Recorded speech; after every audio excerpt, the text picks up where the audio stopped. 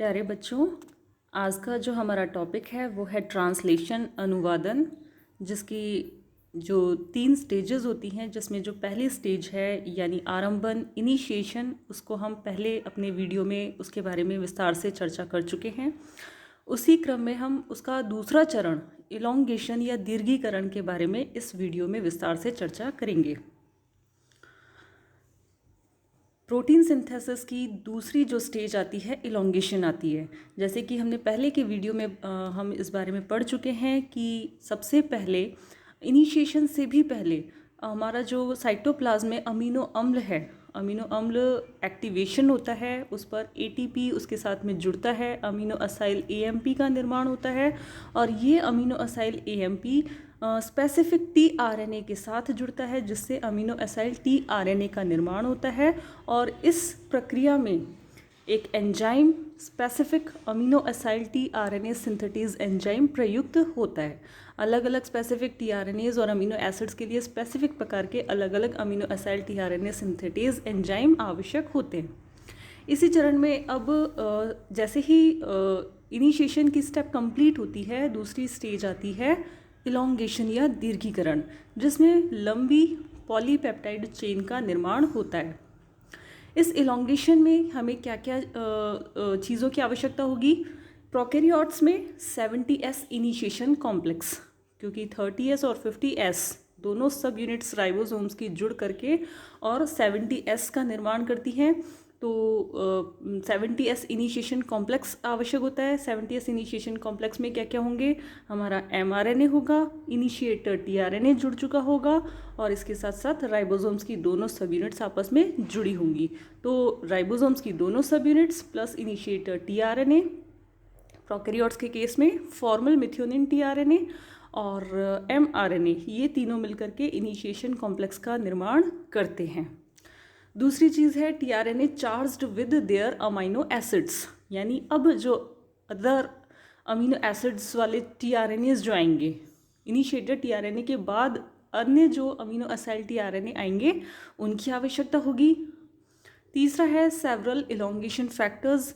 यहाँ पर भी कुछ प्रोटीन्स इलोंगेशन की प्रक्रिया को असिस्ट करती हैं, इनको इलोंगेशन फैक्टर्स कहते हैं। जैसे हमने इनिशिएशन में पढ़ा था, कुछ इनिशिएशन फैक्टर्स इनिशिएशन को असिस्ट करते हैं, जैसे IF1, IF2, IF3। उसी प्रकार से इलोंगेशन में भी कुछ फैक्टर्स जो हैं वो हेल्पफुल होते हैं, प्रोसेस को कंटिन्यू करने के लिए आवश्यक होते हैं। इलोंगेशन में इन फैक्टर्स को इलोंगेशन फैक्टर्स कहते हैं। तो यहाँ पे EFTU, EFTS और EFG प्रोकैरियोट्स में ये 3 इलोंगेशन फैक्टर्स इलोंगेशन में महत्वपूर्ण होते हैं। इसके साथ साथ एनर्जी प्रोवाइड करने के लिए ZTP की आवश्यकता होती है। राइबोसोम्स पे tRNA के जुड़ने के लिए 3 प्रकार की साइट्स उपस्थित होती है, A साइट, P साइट और E साइट। A साइट जिसे अमीनो असाइल साइट कहा जाता है, P साइट जिसे पेप्टिडाइल साइट कहा जाता है और E साइट जिसे एक्सिट साइट कहा जाता है। जो हमारा इनिशिएटर tRNA है वो हमने इनिशिएशन में पढ़ा था। इनिशिएटर tRNA जो है वो सबसे पहले राइबोसोम की P साइट पर आकर के जुड़ता है और यह एकमात्र ऐसा tRNA होता है, ऐसा अमीनो असाइल tRNA होता है या चार्ज्ड tRNA होता है जो सबसे पहले P साइट पर आता है। इसके बाद अन्य आने वाले जितने भी चार्ज्ड tRNA हैं वो सब A साइट पर आएंगे। यहाँ ये अपवाद स्वरूप P साइट पर आता है। और at the end of initiation, the ribosome is attached to the mRNA and F-methionine tRNA is positioned over the AUG start codon in the P site. The adjacent A site is unoccupied. मतलब ये जो ribosome पे ये जो initiator tRNA है F-methionine tRNA, ये कहाँ पर आके जुड़ेगा, जहाँ पर mRNA का स्टार्ट कोडोन होगा। mRNA का स्टार्ट कोडोन क्या होगा, AUG, और AUG किसको कोड करता है, मिथियोनिन को। क्योंकि यहाँ पे प्रोकैरियोट्स में फॉर्मल डेरिवेटिव होता है मिथियोनिन का, तो हम इसे F मैथ बोलते हैं। तो ये F मिथियोनिन या फॉर्मल मिथियोनिन वाला tRNA जो इनिशिएटर tRNA है, ये mRNA का जहाँ पर स्टार्ट कोडोन AUG उपस्थित है वहाँ पर आकर के जुड़ता है। और जनरली ये AUG कहाँ होता है, ये P साइट पर ही होता है। तो AUG से जो इसके एंटी कोडॉन्स है इस tRNA के, वो पेयरिंग कर लेते हैं। इलोंगेशन में खुद में स्वयं में ये 3 स्टेप्स में हम इसको डिवाइड कर सकते हैं। In the first step a charge tRNA binds to the A site. जैसे कि बताया गया है, इनिशिएटर tRNA केवल एकमात्र ऐसा tRNA होता है जो P साइट पर आकर जुड़ता है। बाकी जितने भी चार्ज्ड tRNA हैं वो A साइट या अमीनो असाइल साइट जो है उस पर आकर के जुड़ते हैं। This binding takes place when elongation factor TU joins with GTP and then with the charged tRNA to form a 3-part complex। यहाँ पर एक elongation factor TU GTP के साथ कॉम्प्लेक्स बनाता है, जिसे हम EFTU GTP कॉम्प्लेक्स कहते हैं। ये EFTU GTP उस चार्ज्ड tRNA को A साइट पर ला करके जोड़ने में मदद करता है। This complex enters the A site of the ribosome where the anticodons on the tRNA pairs with the codons on the mRNA। मतलब ये जो EFTU GTP का कॉम्प्लेक्स है, ये चार्ज tRNA के साथ में जुड़ेगा, एक 3-part कॉम्प्लेक्स बनाएगा। ये कॉम्प्लेक्स राइबोसोम की A साइट पर आकर के जुड़ जाएगा। वहाँ पर ये जो चार्ज tRNA है, इसके एंटी कोडोन्स mRNA के कोडोन्स के साथ पेयरिंग बना लेंगे। और जैसे ही ये चार्ज tRNA mRNA के साथ पेयरिंग बनाता है और ये साइट पर अपने स्थान ग्रहण करता है, वैसे ही EFTU GTP जो है उस GTP का हाइड्रोलिसिस हो जाता है, GTP GDP में कन्वर्ट हो जाता है और EFTU GDP जो है वो वहाँ से अलग हो जाता है, डिसोसिएट हो जाता है। Once the charged tRNA is in the A site, GTP is cleaved to form GDP। जैसे ही चार्ज tRNA अपनी A साइट पर आ गया है, GTP क्लीव होकर के क्या बना लेगा, GDP। ग्वानोसिन ट्राइफॉस्फेट जो है उसका जल अपघटन होकर GDP या ग्वानोसिन डाइफॉस्फेट बनाता है और ये EFTU GDP जो है वो वहाँ से रिलीज हो जाता है, मुक्त हो जाता है। Elongation factor TS regenerates EFTU GDP to EFTU GTP। क्योंकि ये इलोंगेशन की साइकिल लंबी होगी और हमें बार बार ये EFTU GTP की आवश्यकता होगी, तो इस EFTU GDP कॉम्प्लेक्स में से जो GDP वाला भाग है, ग्वानोसिन डाइफॉस्फेट वाला भाग है, ये भाग अलग हो जाएगा और फिर से एक नया GTP आकर के जुड़ेगा। और इस GTP को अलग करके GTP जोड़ने का जो काम है वो एक अन्य इलोंगेशन फैक्टर EFTS करता है। EFTS जो है वो EFTU से GDP को निकाल देगा, ग्वानोसिन डाइफॉस्फेट को निकाल देगा और उसके स्थान पर ग्वानोसिन ट्राइफॉस्फेट को जोड़ देगा। और अब ये EFTU GTP दोबारा किसी दूसरे चार्ज tRNA को राइबोसोम की A साइट पर लाने के लिए फिर से रेडी हो जाएगा। और ये स्टेप्स बार बार चलती रहेगी, ये एक तरीके से साइकिल चलती रहती है और इलोंगेशन में कंटिन्यू होती है।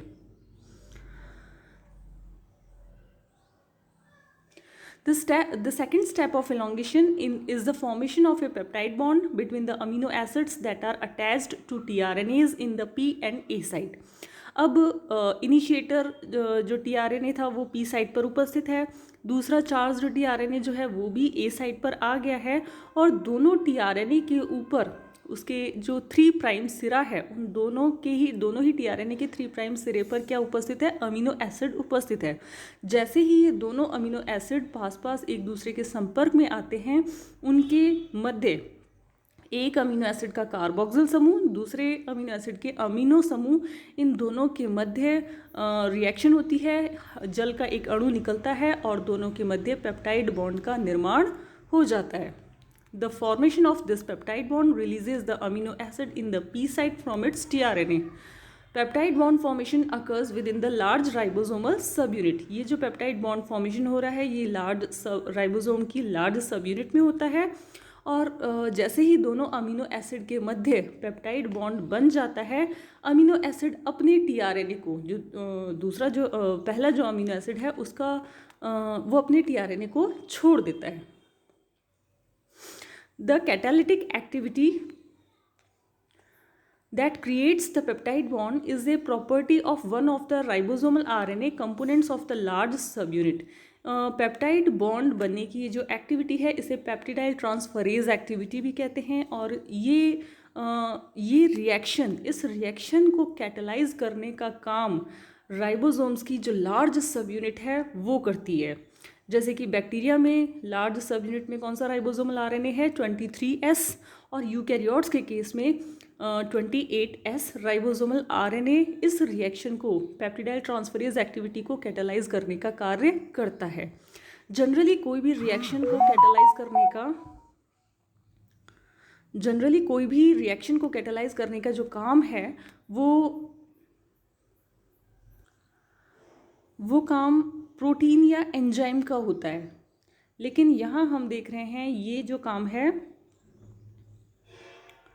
ये राइबोसोमल आरएनए कर रहा है। एक तरीके से आरएनए ये काम कर रहा है। जो भी रिएक्शंस होती है उन रिएक्शंस को कैटलाइज करने का काम या तो कोई एंजाइम करता है या एंजाइम खुद एक प्रोटीन है, तो मोस्टली प्रोटीन ये कार्य करती है। लेकिन यहाँ पर हम देख रहे हैं कि किसी रिएक्शन को कैटलाइज करने का या पेप्टाइड बॉन्ड फॉर्मेशन का जो रिएक्शन है उसको कैटलाइज करने का कार्य यहाँ पर लार्ज सब यूनिट में उपस्थित जो राइबोसोमल आरएनए है वो कर रहा है। तो ऐसे में इस आरएनए को हम क्या कहते हैं, राइबोजाइम। राइबोसोमल आरएनए यहाँ पर राइबोजाइम की तरह कार्य करता है। यहाँ हम देख सकते हैं कि किस प्रकार से पेप्टाइड बॉन्ड का निर्माण होता है। यहाँ पर 2 अमीनो एसिड उपस्थित हैं। एक अमीनो एसिड ये है और दूसरा अमीनो एसिड ये है।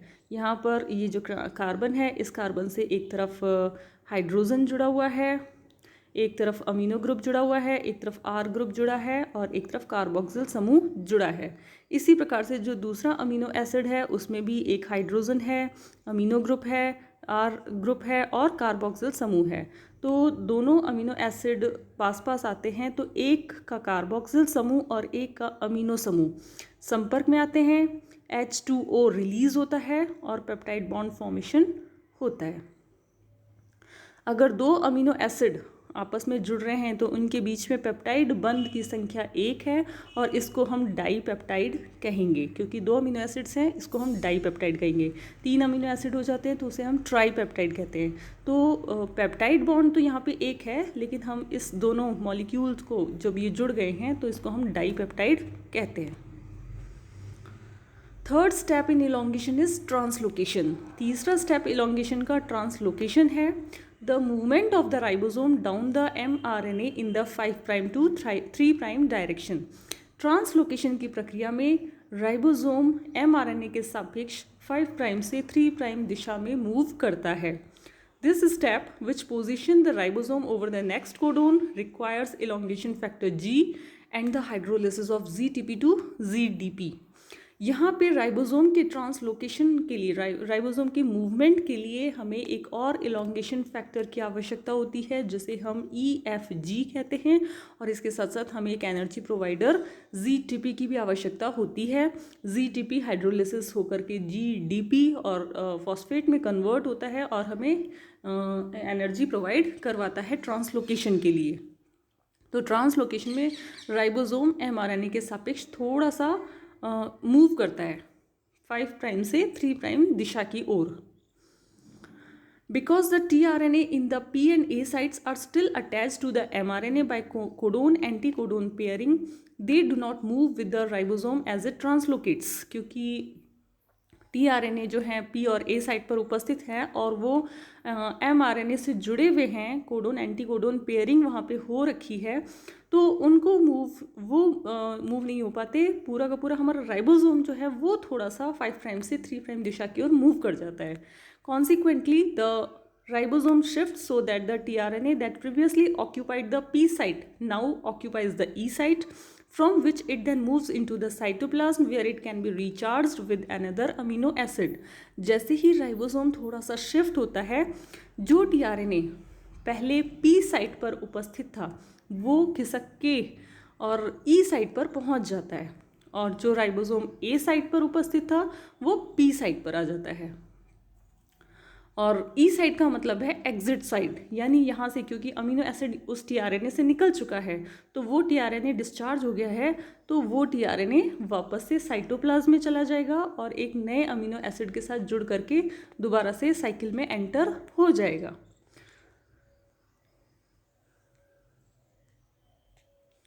Translocation also causes the tRNA that occupied the A site to occupy the P site, leaving the A site open. मतलब ट्रांसलोकेशन होता है, राइबोसोम थोड़ा सा शिफ्ट होता है, राइबोसोम के शिफ्ट होने के कारण टीआरएनए की जो साइट्स हैं, टीआरएनए की जो सिचुएशन है वो थोड़ी सी चेंज हो जाती है। जो टीआरएनए ए साइट पर उपस्थित था वो टीआरएनए पी पर पहुंच गया है, जो टीआरएनए पी पर उपस्थित था वो टीआरएनए ई पर पहुंच गया है, और ई से वो एग्जिट होकर के साइटोप्लाज्म में चला जाता है। तो अब ए साइट जो है, क्योंकि ए वाला पी पर पहुंच गया है, इसलिए ए साइट वैकेंट हो गई है, खाली हो गई है, और अब वो नए चार्ज्ड टीआरएनए को लेने के लिए रेडी हो गई है। Thus, the progress of each tRNA through the ribosome in the course of elongation can be summarized as follows. हम tRNA जो है उसकी जर्नी को ऐसे समझ सकते हैं। पहले वो साइटोप्लाज्म में था, अमीनो एसिड से जुड़ा, अमीनो एसिड tRNA या चार्ज्ड tRNA बन गया। साइटोप्लाज्म से ये कहाँ पहुँचा? राइबोसोम की ए साइट पर, ए साइट से ये पहुँचा पी साइट पर, पी साइट से ये पहुँचा ई साइट पर, और ई साइट से अपने अमीनो एसिड को पेप्टाइड चेन में जोड़ करके जो खाली टीआरएनए है जिस पर कोई अमीनो एसिड नहीं है, वो टीआरएनए वापस से कहाँ आ गया? साइटोप्लाज्म में।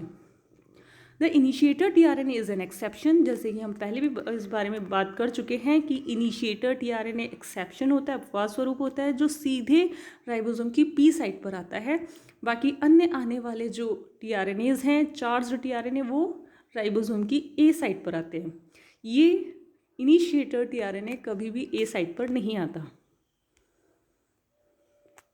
इस डायग्राम से हम पूरी प्रोसेस, जो इलॉन्गेशन प्रोसेस है, उसकी समरी को पढ़ सकते हैं।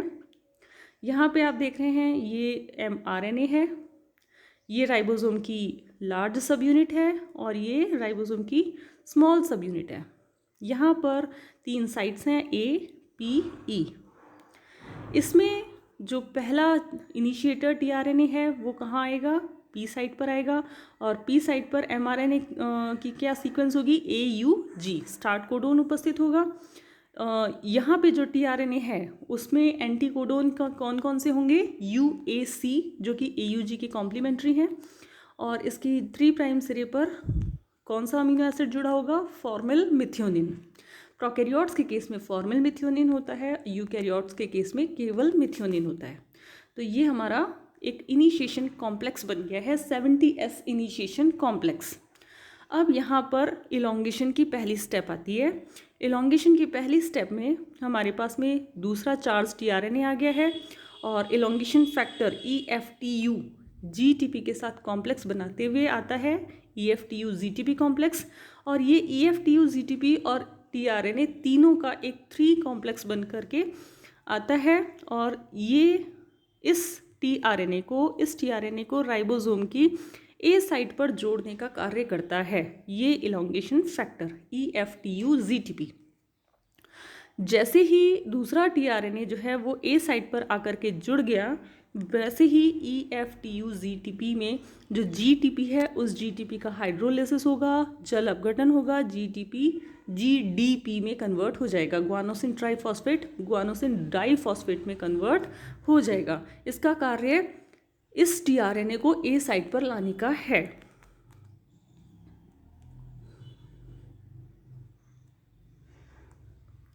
जैसे ही ये लेके आता है, ये GTP में, ये आप देख रहे हैं कि यहाँ GDP में कन्वर्ट हो गया है, और हमारा जो अमीनो एसिड है वो टीआरएनए है वो ए साइट पर जुड़ चुका है। ये GDP जो है वो यहाँ से निकाल दिया जाता है। EFTS इस काम में मदद करता है, इस GDP को निकाल देगा और वापस से एक GTP को जोड़ देगा। तो ये इस तरीके से ये भी एक साइकिल चलती रहती है जिसमें GTP और GDP एक दूसरे को रिप्लेस करते रहते हैं। GTP GDP में कन्वर्ट होता है, और इलॉन्गेशन फैक्टर TS जो है उस GDP को निकाल करके नया GTP EFTU से जोड़ देता है, और ये EFTU अगले चार्ज्ड टीआरएनए को राइबोसोम की ए साइट पर लाने में मदद करता है। नेक्स्ट स्टेप में आप देख रहे हैं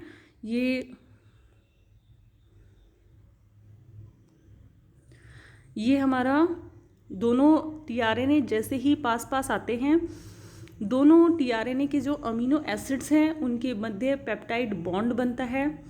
ये पेप्टाइड बॉन्ड बन रहा है, पेप्टिडाइल ट्रांसफरेज की जो एक्टिविटी हो रही है ये राइबोसोम के लार्ज सब यूनिट पर जो राइबोसोमल आरएनए है वो इस रिएक्शन को कैटेलाइज करता है। यहाँ पर ribosomal RNA as a ribozyme की तरह काम करता है। आप देख रहे हैं 2 अमीनो एसिड के मध्य एक डाइपेप्टाइड का निर्माण हो गया है, इन दोनों के मध्य पेप्टाइड बॉन्ड बन गया है। जैसे ही एफ मिथ्योनिन और प्रोलीन, यहाँ पे एग्जाम्पल के लिए हमने प्रोलीन लिया है, तो जैसे ही एफ मिथ्योनिन और प्रोलीन के मध्य पेप्टाइड बॉन्ड बन गया है, वैसे ही ये एफ मिथ्योनिन अपने टीआरएनए को छोड़ देगा। यहाँ पे आप देख रहे हैं, यहाँ पे एफ मिथ्योनिन ने अपना टीआरएनए जो है वो छोड़ दिया है और यहाँ पे ये जो खाली टीआरएनए है ये ई साइट पर आ जाएगा। देखो ट्रांसलोकेशन की प्रक्रिया भी हो रही है। यहाँ पे हमारा जो राइबोसोम है वो थोड़ा सा खिसक गया है, थोड़ा सा मूव कर गया है। मूव करने से जो पी पर उपस्थित था जो टीआरएनए, वो आप देख रहे हैं एयूजी वाला, वो इस स्टेप में ई पर आ गया है, और जो ए पर उपस्थित था वो आप देख रहे हैं वो पी पर आ गया है, और ए साइड जो है वो यहाँ पर खाली हो गई है, वैकेंट हो गई है, दूसरे नए चार्ज टीआरएनए को जोड़ने के लिए रेडी हो गई है। और इस स्टेप में एक अलग इलॉन्गेशन फैक्टर जो है EFG काम में आता है। EFG के साथ साथ एनर्जी प्रोवाइड करने के लिए GTP भी आवश्यक होता है। GTP का हाइड्रोलाइसिस होता है और GDP और इनऑर्गेनिक फॉस्फेट में कन्वर्ट हो जाता है। यहाँ से खाली टीआरएनए जो है वो ई साइट पर आ गया और ई साइट से वापस से साइटोप्लाज्म में चला गया है। और आप देख रहे हैं यहाँ पे एक छोटी सी पॉलीपेप्टाइड चेन बनी है, डाईपेप्टाइड चेन। ए साइट खाली हो गया है और यहाँ पर हमारा नया टीआरएनए आकर के जुड़ जाएगा। तो इस तरीके से ये स्टेप्स बार बार होती रहती हैं और इलॉन्गेशन चलता है और एक निश्चित आकार की पेप्टाइड चेन का निर्माण हो जाता है। इसके बाद में after translocation the A site of the ribosome is empty and ready to receive the tRNA specified by the next codon. जैसे कि हम पहले ही चर्चा कर चुके हैं कि जैसे ही ट्रांसलोकेशन पूरा हो जाता है राइबोसोम की ए साइट जो है वो खाली हो जाती है और अन्य टीआरएनए जो चार्ज टीआरएनए है उसको रिसीव करने के लिए रेडी हो जाती है। The elongation cycle repeats itself, ये इलॉन्गेशन साइकिल बार बार चलती है। A charge tRNA and its amino acid occupy the A site. नया चार्ज टीआरएनए अपने अमीनो एसिड के साथ राइबोसोम की ए साइट पर आएगा। A peptide bond is formed between the amino acid in the A and P site. A और P site पर उपस्थित जो टीआरएनए हैं उनके अमीनो एसिड आपस में पेप्टाइड बंध का निर्माण करेंगे and the ribosome translocates to the next codon. और राइबोसोम फिर थोड़ा सा ट्रांसलोकेशन करेगा, ट्रांसलोकेट होगा और थोड़ा सा खिसक जाएगा नेक्स्ट कोडोन की तरफ। और फिर से जो टीआरएनए ए पर है वो पी पे चला जाएगा, पी वाला ई पे चला जाएगा और ए जो साइट है वो फिर से खाली हो जाएगी। Throughout the cycle, the polypeptide chain remains attached to the tRNA in the P site। यहाँ पर ये एक बहुत इंपॉर्टेंट बात है कि जो हमारी पॉलीपेप्टाइड चेन है वो P साइट पर उपस्थित tRNA के ऊपर लगी होती है। पॉलीपेप्टाइड चेन P साइट पर उपस्थित tRNA पर लगी होगी। हम इस डायग्राम से पूरी एक समरी को हम देख सकते हैं। ये जो है हमारा mRNA है, mRNA पे ये राइबोसोम की छोटी सब यूनिट है, राइबोसोम की बड़ी सब यूनिट है और ये हमारी पेप्टाइड चेन है। न्यूली बॉन्ड प्रोटीन, इसमें जो आपको अलग अलग कलरफुल बीड्स दिखाई दे रहे हैं वो अमीनो एसिड्स हैं। यहाँ पर जो टीआरएनए है ये चार्ज टीआरएनए है, जिस पर रेड या येलो जो भी दिखाई दे रहे हैं ये अमीनो एसिड्स हैं। तो पहले ए साइट पर आते हैं, ए साइट के बाद में ये पी साइट पर आते हैं और पी साइट पर ये पेप्टाइड चेन का निर्माण करते हैं और पी साइट से ये ई साइट पर आते हैं। ई साइट पर टीआरएनए खाली हो जाता है और ये वापस से साइटोप्लाज्म में चला जाता है। तो इसमें इलॉन्गेशन फैक्टर्स हमने कौन कौन से पढ़े? EFTU, EFTS और EFG। इसके साथ साथ GTP जो है वो एनर्जी प्रोवाइड करने का काम करती है। इसका जो टर्मिनेशन वाला भाग है वो हम अपने नेक्स्ट वीडियो में पढ़ेंगे। Thank you.